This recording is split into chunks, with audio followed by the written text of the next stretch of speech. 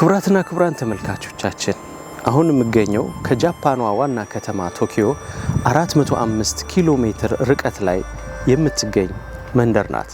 ይህች መንደር ኢትዮጵያን ያስተዋወቀ የአንድ ጎልማሳ ትውልድ ቦታ ናት። ጎልማሳው ማን ነው? ምን ስራዎች ሰርቷል? የሚለውን ወደ እናንተ ከማቅረባችን በፊት ስለ መንደሯ አንዳንድ ነገር እነግራችኋለን። ተከታተሉን። ይህች መንደር በጊፉ አውራጃ የምትገኝ ታሚጉሚ በመባል የምትታወቅ የገጠር መንደር ናት። በጃፓን መመዘኛ ገጠር ተባለች እንጂ ኩልል ፍስስ ካለው አስፋልት መንገዷ ጀምሮ 24 ሰዓት ያለማቋረጥ ከሚፈሰው የቧንቧ ውሃ አቅርቦት፣ የመብራት ስልክና ኢንተርኔት አገልግሎት፣ በአጭር ርቀት የፈለጉትን የሚያገኙበት የገበያ አዳራሽና የመዝናኛ ቦታ አንጻር በእኛ አተያይ ደፍሮ ገጠር መንደር ናት ለማለት ይከብዳል። ለማንኛውም ገጠር ናት ተብለናል። እንቀጥላለን። ይህች አነስተኛ መንደር ትሁቱን፣ ስራ ወዳዱንና ጠንካራ ሰራተኝነት ተምሳሌት የሆነውን የጃፓን ሕዝብ የሚወክሉ ቤተሰቦች በሰላምና በፍቅር የሚኖሩባት፣ ለአይን ከሚያጠግበው ውብ ተፈጥሮ በተጨማሪ በውስጧ አምቃ በያዘቻቸው ታሪካዊ ቅርሶቿ ትታወቃለች። የቡድሃ እምነት 33ኛ መንፈሳዊ መዳረሻ መንደርም ናት። እስከ 1200 ዓመት ዕድሜ ያስቆጠሩ ጥንታዊ የቡድሃ ቤተ መቅደሶች በዚች መንደር ይገኛሉ።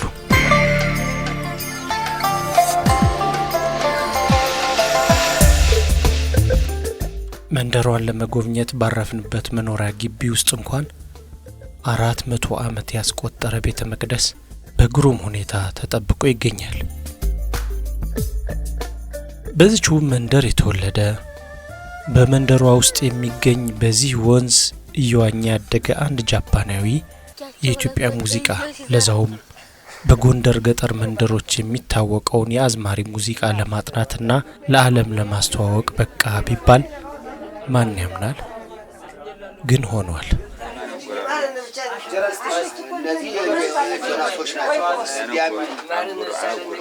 ዶክተር ኢትሱሺ ኳሴ ይባላል።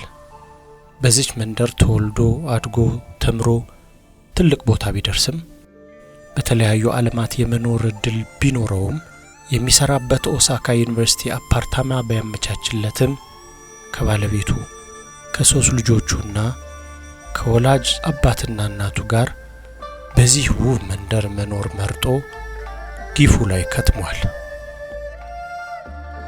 ዶክተር ኳሴ ከዚች መንደር ተነስቶ ጎንደር ላይ ጥናትና ምርምር ለማድረግ ምን እንዳነሳሳውና የኢትዮጵያ ቆይታውን በተመለከተ አዲስ አበባ በተገናኘንበት ጊዜ ያደረግነውን ቆይታ ከመጋበዛችን በፊት በዚች ግቢ ውስጥ ኢትዮጵያ የምትተዋወቅበት ምግብ ቤት እንዳለ ሰምተን ለእናንተ ለተመልካቾቻችን ለማጋራት ወደድን።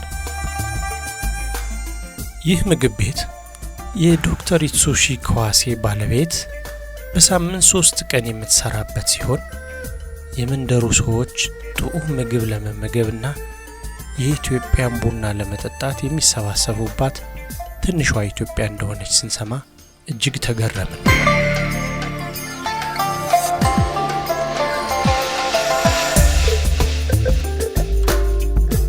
የዶክተር ኳሴ ወላጅ እናትና አባት ጎንደር የሚለው ስም ከአፋቸው በመደጋገሙ የዶክተር ኳሴ ማስተዋወቅ ስራ በቤተሰቦቹ ውስጥ እንደሰራ መገንዘብ ቻለን። ለበርካታ ዓመታት ሲያወጋላቸው የነበረው የኢትዮጵያ ሰዎች በቅጥረ ግቢያቸው በመገኘታችን ለክብራችን የጃፓናውያን ባህላዊ ጭፈራ ተጋብዘን አረጋውያኑ ላሳዩን ፍቅር አመስግነን ተሰነባበትን።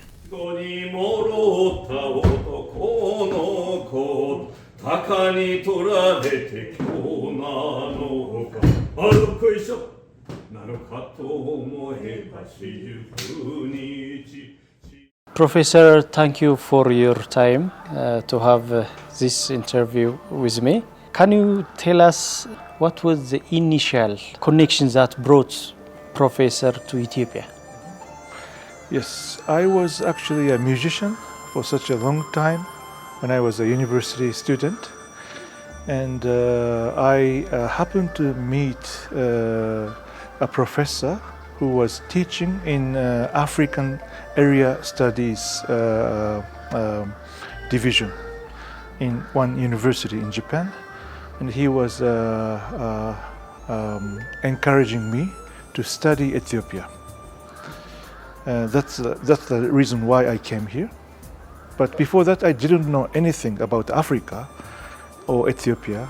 You find it interesting, Very, very interesting. but you came to study like handcraft or something?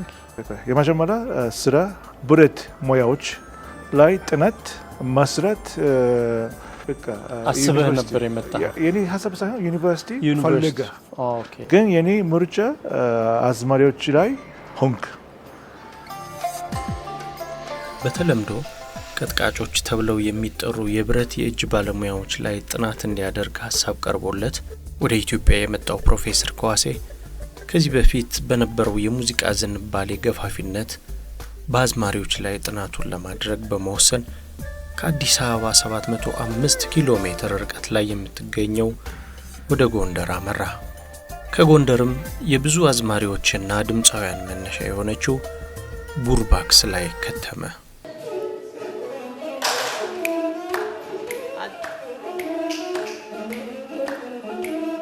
ከተንፈላሰሰው የጃፓን ህይወት የሁለት ቀን የአውቶቡስ ጉዞ በማድረግ አዝማሪዎቹ የሚበሉትን እየበላ የሳር ጎጆ ውስጥ በማደር የአዝማሪዎቹን ህይወት፣ ሙዚቃቸው በማህበረሰቡ ውስጥ ያለውን አስተዋጽኦ በማጥናት ከማህበረሰቡ እንዳንዱ በመሆን ጎንደሬው ጃፓናዊ ለመባል በቃ። I feel music is embedded in the society. Of course, music is an entertainment, but at the same time, music means a lot to the life of the people.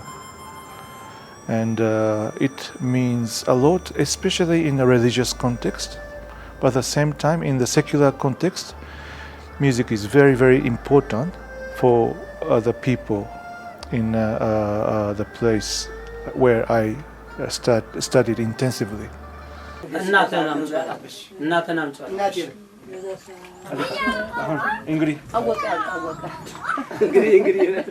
I was very much surprised.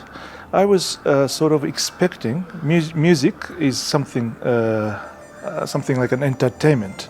I was a musician, I was an artist, I was an artist freely expressing through music. But when I first came to Ethiopia, traveling northern Ethiopian highland, I felt music means something different from what I know from Japan. ለምሳሌ አዝማሪ የሚባል ባራ ሙያዎች አለና እነርሱ በቃ ሰርግ ላይ ይዘፋሉ፣ ይዝናናሉ፣ በጨዋታ ቁም ነገር ያሳያቸዋሉ። This is something I was very much attracted. At the same time, I felt this is something we used to have in Japan, but we have lost several decades ago.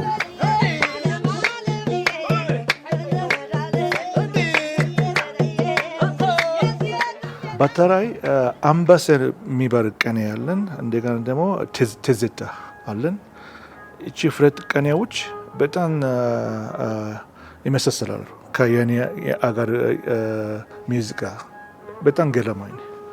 We have some genre of music called enka, which is almost like an ambasel, or sometimes you step into Bahar Mishet or some nightclubs in Addis Ababa, you feel like you are listening, you are enjoying enka in Japan.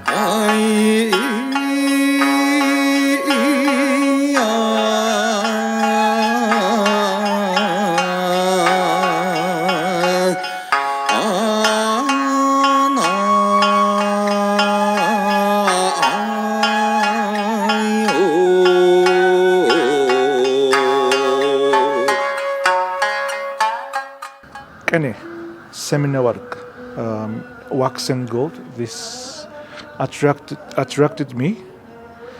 ለምሳሌ Merkamagarno gondar, betaskan semo lemadar, aykarmuna daninet, katamaso megbat. Nobody can escape from death.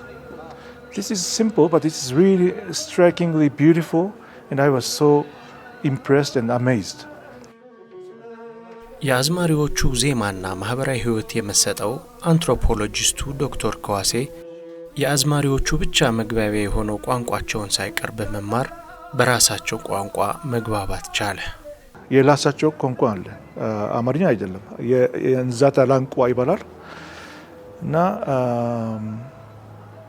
it is very important to share this code of communication. Apart from musical performance, it's important for them to keep this code. I might be romanticizing Ethiopian culture too much, but I love it so much, especially during the festivities, holidays. Bet igba, enmutata, enbra, beru, engeda, takabayoch nacho. ይቺ በጣም ደስ ይላል። አውደ ዓመት ጊዜ ከጓደኞቼ ጋር በቃ ጥሬ ስጋ በአዋዜ ምን ይባላል ድል ይባላሉ።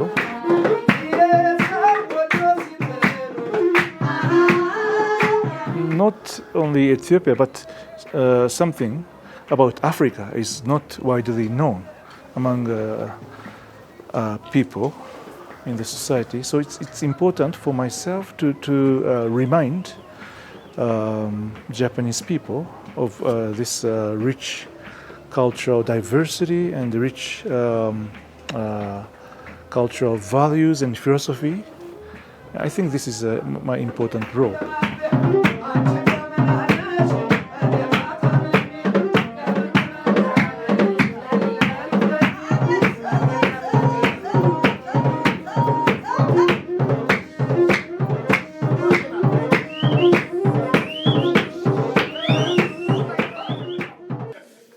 የዶክተር ከዋሴ ግንኙነቱ ከስራና ጥናቱ ጋር ቀጥታ ግንኙነት ካላቸው አዝማሪዎች ጋር ብቻ ሳይሆን ጃፓን ከሚገኙ የኢትዮጵያ ማህበረሰብ ጋርም የጠበቀ ግንኙነት አለው።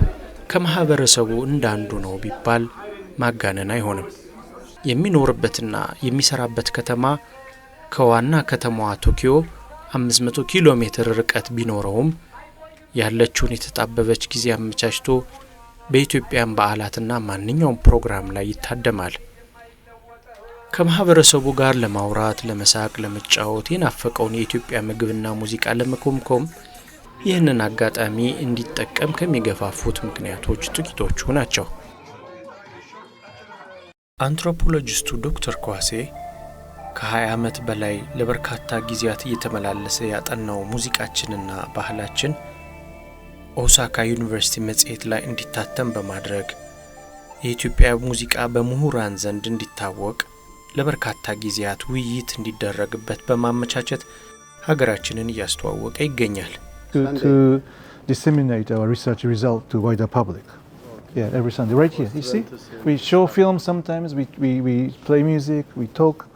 That's what we do. Yeah. የድካም ውጤቶቹን ወደ ፊልም በመቀየር ባህላችን በአውሮፓ እንዲታወቅ ከማድረጉ ባሻገር እውቅናና ከበሬታም አግኝቶባቸዋል።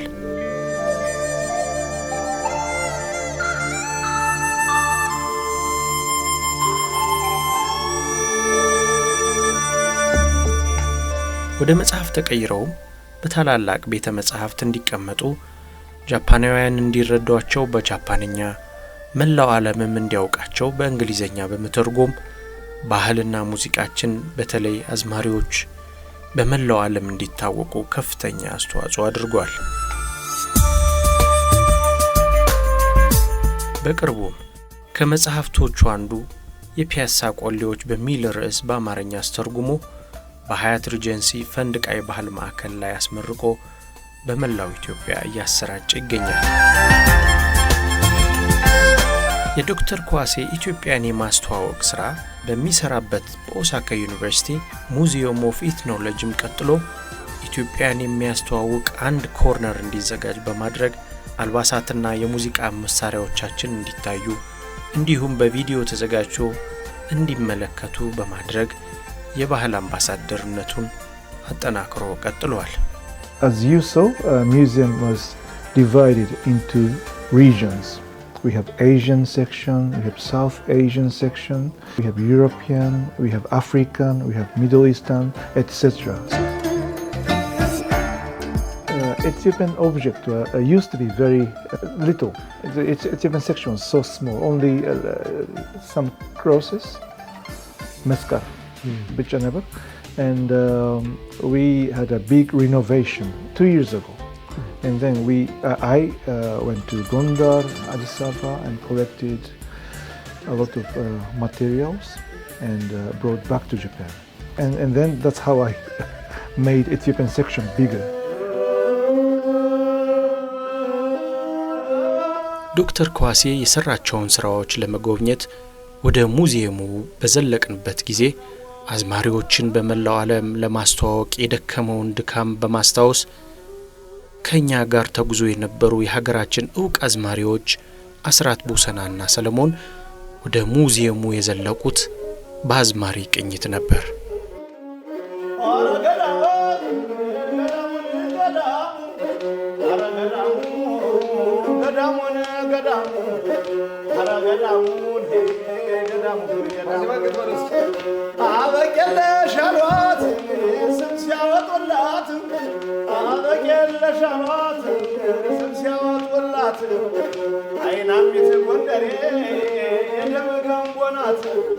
የደስደስ ነው ታዲያ ሙዚቃ እዚህ ሙዚየም ውስጥ ያቀርባልና በደብ የደስደስ ነው። ይሄ በጣም ደስ ስላለን እሱ ይሄን ያለኛ ሲደክም እኛ ችን ሰዓት ችን ደቂቃ ለመጫወት ምን አዳሬን ብጫወት እኔ ደስ ይለኛል። ለምን ለኛ ካደረገው አንፃር ኢትዮጵያን ሀገራችን በትልቅ መልኩ እንዲያርጎ አስቀምጦ ለዓለም ያስተዋወቀልን ስላለ እኛንም ሀገር ያለውን ይመስል ያሁን ለመናገር ይሄን ሳይ ያን ሰዋን እንደው አዳሩ ሙሉ ለሊቱን ብዘፍን ፍቃደኛ ነኝ። ፕሮፌሰር ኢቱሺ ካዋሴ ብዙ ስራ ነው የሰራው ማለት በዚህ በ20 ዓመት የምርምር ስራው ለኢትዮጵያ የሙዚቃ እድገት የሙዚቃ ባህል ተጠብቆ ሌሎች እንዲያውቁ በፊልምም በአርቲክልም በመጽሐፍም ደረጃ ትልቅ ስራ ነው የሰራው። በአንድ በግለሰብ ደረጃ ሊሰሩ የማይችሉ ስራዎች ዴዲኬትድ ሆኖ ኮሚትድ ሆኖ ስኮላርሊ ስራ ሰርቷል። he is a very super intelligent scholar ነው ማለት ይችላል።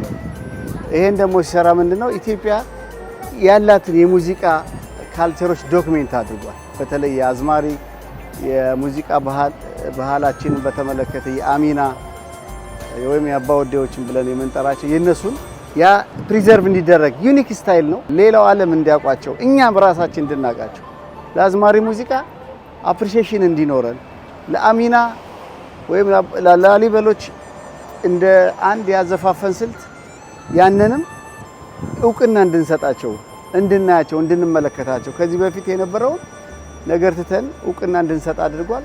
በተጨማሪ ኢምፓወርም አድርጓቸዋል። በራሳቸው ላይ ኩራት እንዲሰማቸው በሚሰሩት ስራ ኢምፓወር አድርጓቸዋል። የተከበራችሁ እንግዶች እንኳን ደህና መጣችሁ። Now you are in Africa section. We have contemporary life, urban life I would say.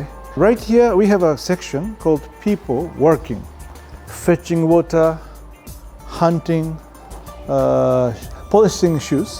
And ይሄ በቃ ከአዲስ አበባ ነው። ይሳቅ የሚባል የጉራጌ ልጅ ነው። ኢቤጨሪ የሚባል ሀገር ይሳቅ ከፒያሳ። And right here, as you can see, this is the thematic topic is prayer of Ethiopian Orthodox Christianity. That's Madanyaram. And that's Bata Korota Marioch Sarbet. በጣም ነው ደስ ያለኝ። ከጠበቅኩት በላይ ነው ያገኘሁት። ያው በፕሮፌሰር ኳሴ ነግሬ ነበረ ስለ ሙዚየሙ እና በጣም ታሪካችን በቀላሉ አግኝተናል። በጣም ደስ ይላል ቦታው። እኔ እንግዲህ ይህን ኢትዮጵያን የሚያስተዋውቀውን ክፍል ሳይ አገራችን ኢትዮጵያን እዚህ ላይ እንዳገኘዋትና ወይንም ካሳንቺስ እንዳለሁ ወይንም ቦሌ እንዳለሁ ነው የቆጠርኩት እኔ።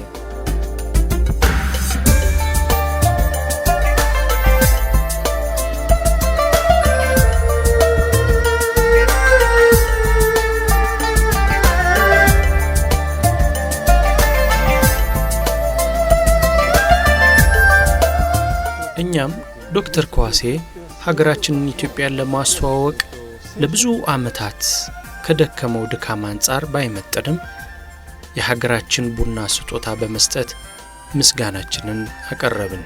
ደብረ ብርሃን ስራሽ ይስጡ።